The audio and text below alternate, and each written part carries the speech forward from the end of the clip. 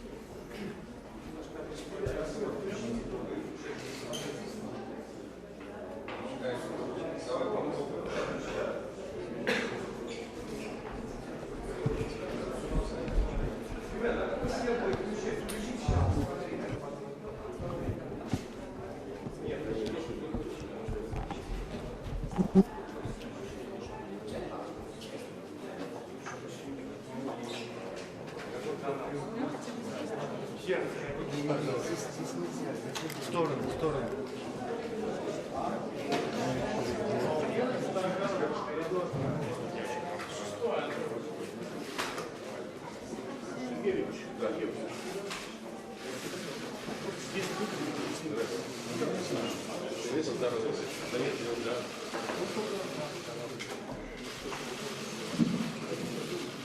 Ну что, начинаем?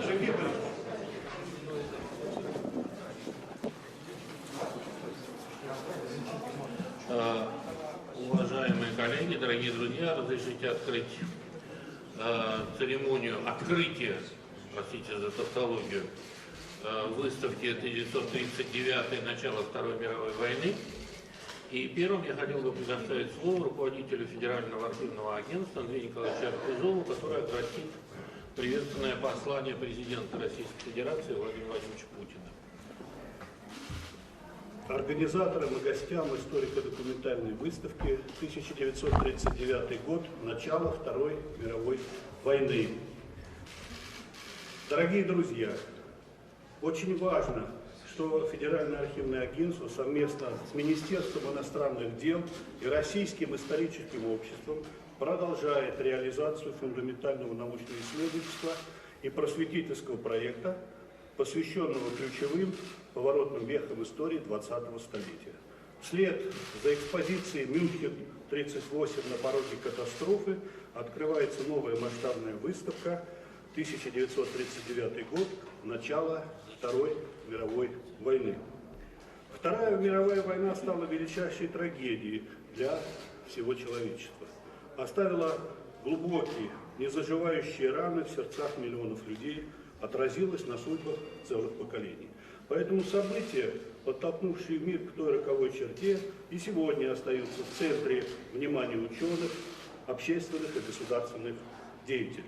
К сожалению, в некоторых странах предпринимаются попытки пересмотреть причины и итоги Второй мировой. В угоду корыстным политическим и экономическим интересам искажаются исторические факты, навязываются откровенно лживые взгляды, выводы, построенные на домыслах и спекуляциях. В этой связи особое значение приобретают подлинные свидетельства той эпохи, архивные материалы.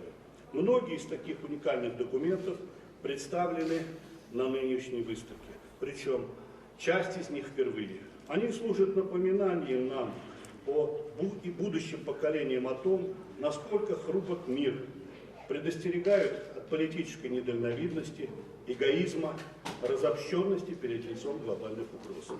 Уверен, что выставка вызовет широкий общественный резонанс, будет содействовать сбережению исторической правды. Хотел бы искренне поблагодарить ее организаторов. Они проделали большую работу, а посетителям пожелать незабываемых впечатлений и новых открытий. Владимир Путин. Спасибо. Министр иностранных дел Российской Федерации Сергей Викторович Лавров.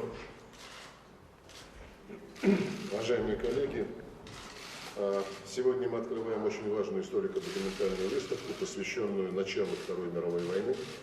Здесь представлены уникальные архивные материалы, многие из фондов Министерства иностранных дел. Хотел бы выразить искреннюю признательность Федеральному архивному агентству, Российскому государственному военному архиву, Российскому историческому обществу, всем, кто работал над экспозицией. Мы видим, что множество попытки фальсифицировать историю мирового конфликта, об этом только что мы вновь услышали из приветствия президента Российской Федерации Владимира Путина. Хотят умолить или вовсе замолчать роль Советского Союза в разгроме нацизма, пытаются обелить злодеев, ставят на одну доску палачей и их жертв, пытаются подвергнуть сомнению итоги войны и вердикты Нюрнбергского трибунала. Цель таких спекуляций очевидна. Не только очернить современную Россию как продолжателя Советского Союза, но и скрыть неприглядную роль собственных государств в попустительстве гитлеровскому режиму. Оправдать безобразные выходки неонацистов, нечистоплотную борьбу с памятниками воинам-освободителям. Ценность данной экспозиции в том, что она стройным языком неумолимых фактов указывает, кто сваливал мир в чудовищную катастрофу, а кто пытался ее предотвратить. В то время как над Европой сгущались тучи, в западных столицах, в надежде обеспечить свою безопасность за счет других, сделали эгоистичный и одновременно крайне недальновидный выбор в пользу умиротворения гитлеровского режима. Апофеозом такой линии стал Мюнхенский сговор 1938 года. В Париже и Лондоне, и об этом тоже есть документальные свидетельства, заматывали предложение нашей страны сформировать систему коллективной безопасности. Даже весной и летом 1939 года, когда было ясно, что конфликта не избежать. Наивно полагая, что война обойдет стороной, западные державы вели двойную игру, пытались направить гитлеровскую агрессию на восток. Еще в 1938 году, сразу после Мюнхенского сговора, были подписаны англо-германская и франко-германская декларации, предусматривающие неприменение сил. А аналогичный документ между Варшавой и Берлином был заключен еще в 1934 году. В этих условиях Советскому Союзу пришлось в одиночку обеспечивать свою национальную безопасность и подписать с Германией договор о ненападении. Этот вынужденный шаг дал возможность лучше подготовиться к предстоящей схватке с агрессией. Сегодня не лишь напомнить, что именно наша страна внесла решающий вклад в разгром гитлеровской военной машины, в освобождение Европы и мира от нацизма. А если бы в предвоенный период удалось усилия объединить, то многочисленных жертв можно было бы избежать. Уважаемые коллеги, как отметил великий русский историк Василий Иосифович Ключевский, история наказывает за незнание уроков. В условиях, когда мировое сообщество сталкивается с опасными вызовами и угрозами, страшны и вредоносны геополитические игры с нулевой суммой и тем более попытки установить глобальную гегемонию. Необходимо вернуться к упорной работе по созданию в Евроатлантике и Евразии архитектуры равной и неделимой безопасности и широкого сотрудничества суверенных государств. Важнейшие слагаемые успеха – опора на общепризнанные принципы и нормы международного права, которые должны неукоснительно соблюдаться всеми, без исключения, участниками межгосударственного общения. Руководствуясь этой философией, Россия продолжит работать над оздоровлением ситуации в мире, будет всемерно способствовать политико-дипломатическому преодолению многочисленных кризисов и конфликтов. Еще раз спасибо всем, кто сделал эту экспозицию возможным, и спасибо за внимание. Спасибо, Сергей Викторович. Директор службы внешней разведки, председатель Российского исторического общества Сергей Евгеньевич Нарышкин. История нам дана в том числе для того, чтобы из нее извлекать полезные уроки. Вы знаете, что в предвоенные годы советское руководство предприняло целый ряд политических и дипломатических шагов для того, чтобы предотвратить возможную агрессию гитлеровской Германии. В их числе и созванная по инициативе советского руководства встреча, имеющая целью заключить трехстороннее соглашение между Советским Союзом, Великобританией и Францией о взаимопомощи. Этому предшествовал и целый ряд совсем иных событий. Это и, по сути, профашистский нейтралитет целого ряда западных государств по отношению к событиям в Испании, это и аншлюз Австрии, это и уже названный Сергеем Викторовичем позорный Мюнхенский сговор Великобритании и Франции с Германией, который привел к расчленению Чехословакии.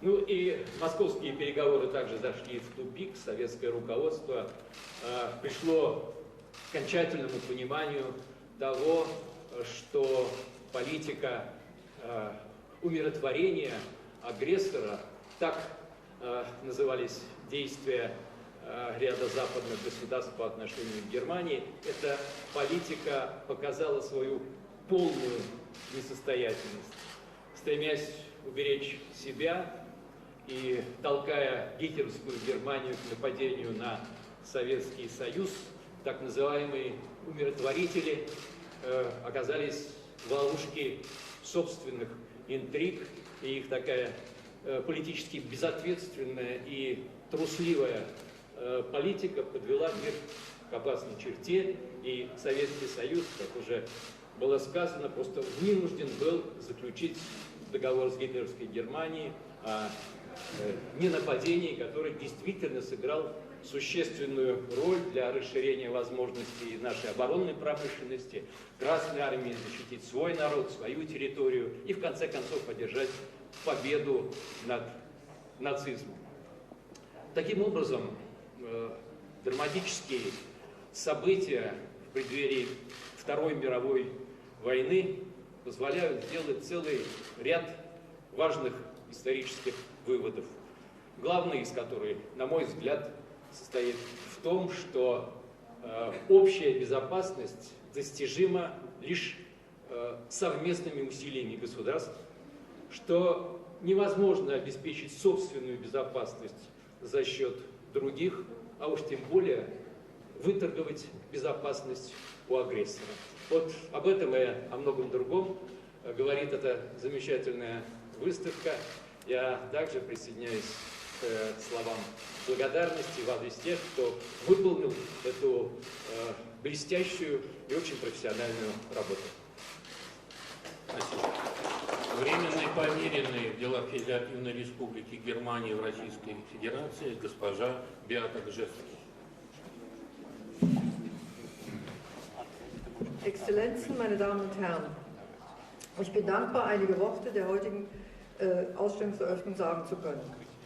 Ваше превосходительство, уважаемые дамы и господа, я благодарна за возможность сказать несколько слов по случаю сегодняшнего открытия выставки. Nach der Ausstellung zum Münchner Abkommen im vergangenen Jahr ist dies die zweite Ausstellung in Moskau, die sich mit einem der dunkelsten Kapitel der deutschen Vergangenheit beschäftigt, dem Weg in den Krieg 1939. Dieser Krieg ist das Ergebnis einer ungezügelten Machtpolitik des Deutschen Reiches. Mit dem Einmarsch deutscher Truppen in Prag im März 1939 war die Appeasement-Politik der Westmächte gescheitert. Spätestens damit hatte Hitler sein wahres Gesicht gezeigt. Es folgten die schließlich gescheiterten Verhandlungen zwischen Frankreich, Großbritannien und der Sowjetunion über ein Abkommen, um die sich immer deutlicher abzeichnenden Kriegspläne Hitlers noch zu stoppen. Stattdessen kam es zu der Verständigung zwischen Hitler und Stalin, zu Lasten Dritter und über das Völkerrecht hinweg. Der Hitler-Stalin-Pakt gab Hitler endgültig freie Hand, den Kontinent mit Zerstörung und Vernichtung zu überziehen. Weniger als 2 Jahre dauerte es dann bis zum deutschen Angriff auf die Sowjetunion.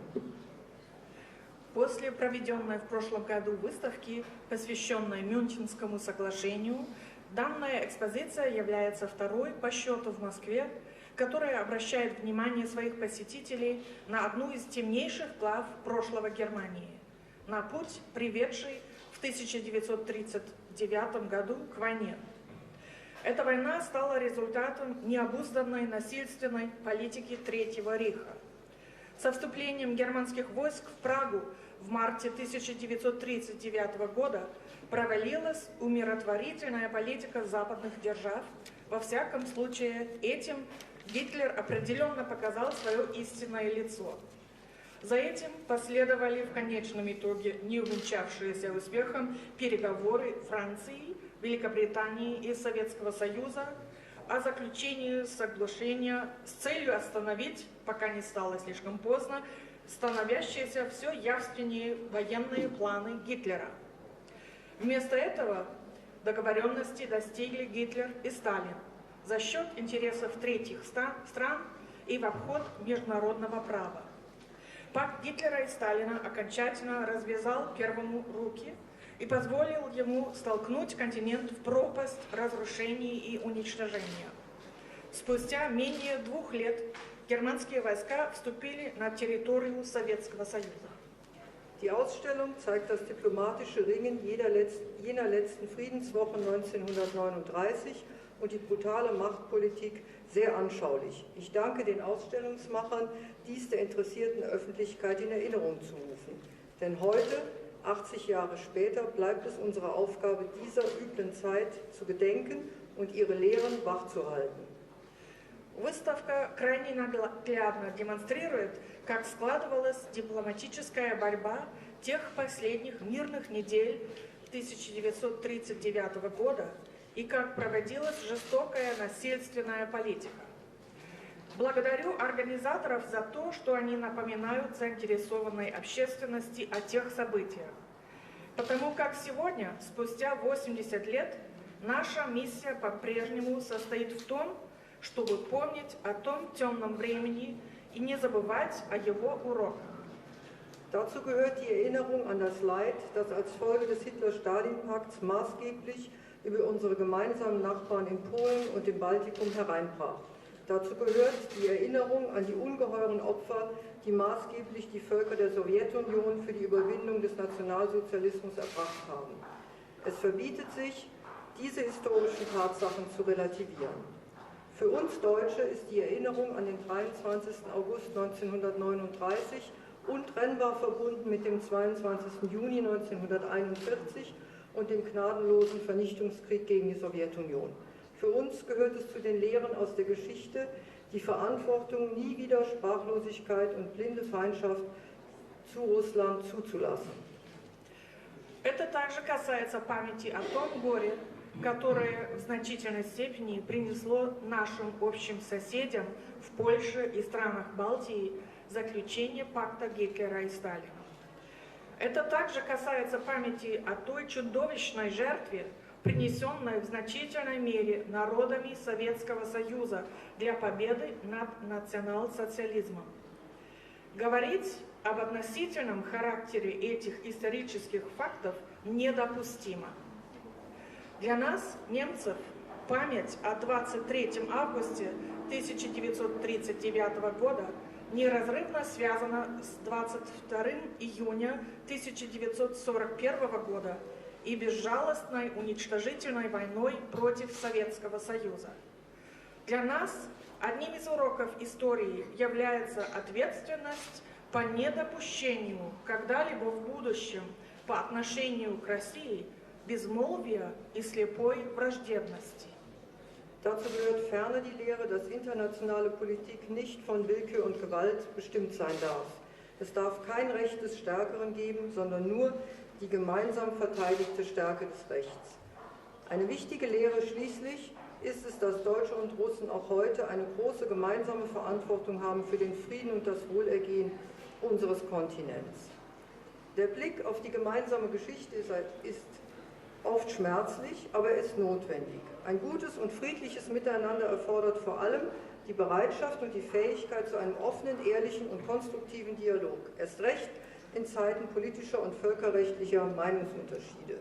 Und das gemeinsame deutsch-russische Geschichtsbuch, das in seinem 3. Band vor wenigen Wochen im russischen Außenministerium vorgestellt werden konnte, führt die jeweiligen Perspektiven zusammen und zeigt Verbindungen auf, ohne dabei zum Teil tiefgreifende Differenzen zu verschweigen.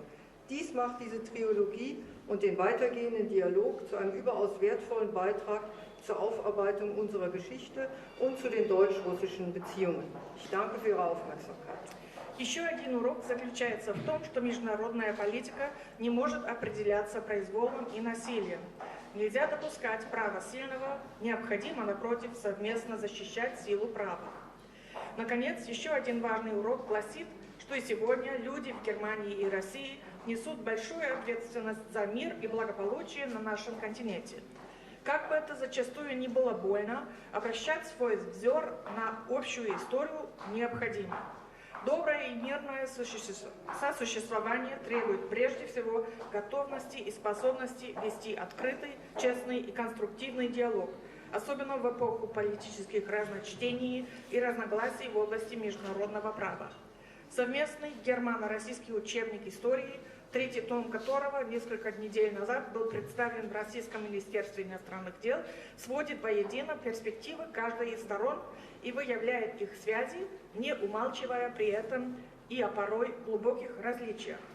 Благодаря такому подходу данная трилогия, а также продолжающийся и сегодня диалог, становится исключительно важным вкладом в анализ нашей истории и развитие германо-российских отношений. Благодарю за внимание. Сегодня открытие выставки закончено. Приглашаем всех осмотреть экспозицию.